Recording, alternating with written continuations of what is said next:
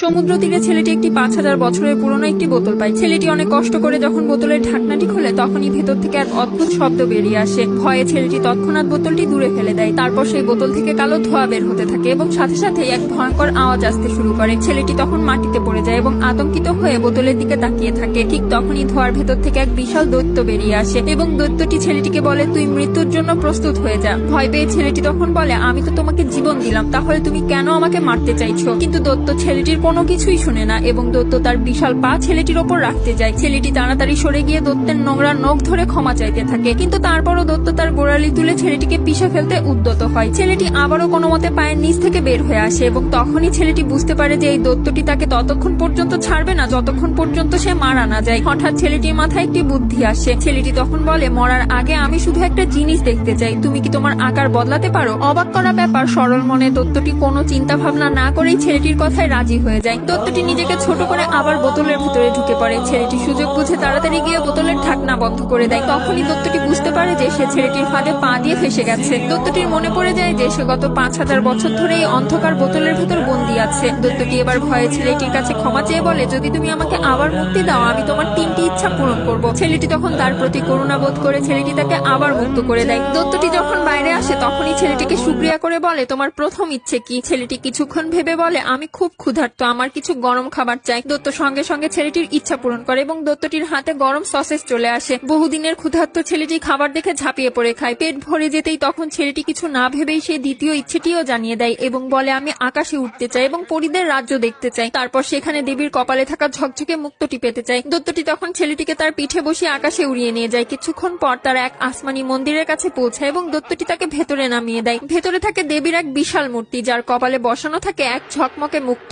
ছেলেটি ভাবে যেভাবেই হোক মুক্তটা পেতেই হবে, কিন্তু দেবীর পাহারায় দাঁড়িয়ে থাকা কয়েকজন প্রহরী তাকে থামিয়ে দিতে চায়। ছেলেটি ধীরে ধীরে হাতে তলোয়ার নিয়ে এগিয়ে যেতে থাকে। হঠাৎ কিছু প্রহরী দেবীর আঙুল সোজা করে দেয় এবং সঙ্গে সঙ্গে নিচ থেকে এক বিশাল মাকড়াসা বের হয়ে আসে। ছেলেটি কিছুটা ভয় পেয়ে যায়, তবুও সে একটি দড়ি ধরে ওপরে উঠতে শুরু করে। মাকড়াসাটিও ছেলেটির পিছু পিছু উঠতে থাকে। যখন মাকড়াসাটি ছেলেটির ওপর ঝাঁপিয়ে পড়ে তখন সে তলোয়ার দিয়ে তাকে ঠেকানোর চেষ্টা করে। ভয়ে ছেলেটি তখন নিচে নামা শুরু করে, কিন্তু মাকড়াসাও তার পেছনে নামতে শুরু করে। হঠাৎ ছেলেটি তলোয়ার দিয়ে রশিটি কেটে ফেলে, ফলে মাকড়াসাটি নিচে পড়ে যায়, কিন্তু ছেলেটির তলোয়ারটিও নিচে পড়ে যায়। ধীরে ধীরে ছেলেটি আবার মুক্তর কাছে পৌঁছাতে থাকে। নিচে অনেক প্রহরী তীর নিয়ে দাঁড়িয়ে থাকে এবং তারা ছেলেটির দিকে তাকিয়ে থাকে। যখনই ছেলেটি মুক্তটি হাতে নেয় তখনই চারপাশ অন্ধকারে ঢেকে যায়। তারপর ছেলেটি ধীরে ধীরে মুক্ত হাতে নিয়ে নিচে নেমে আসে। নিচে দেবীর প্রহরীরা তাকে কিছু বলার চেষ্টা করে। ছেলেটি মন্দিরের দরজায় পৌঁছাতেই দৈত্যটি তাকে তুলে নেয়। বাইরে এসে দৈত্য বলে, এই মুক্ত কিন্তু সাধারণ কোনো জিনিস নয়, এর ভেতরে প্রতিটি মানুষের ভবিষ্যৎ দেখা যায়। পরের ভিডিওটি দেখার জন্য প্লিজ সাবস্ক্রাইব।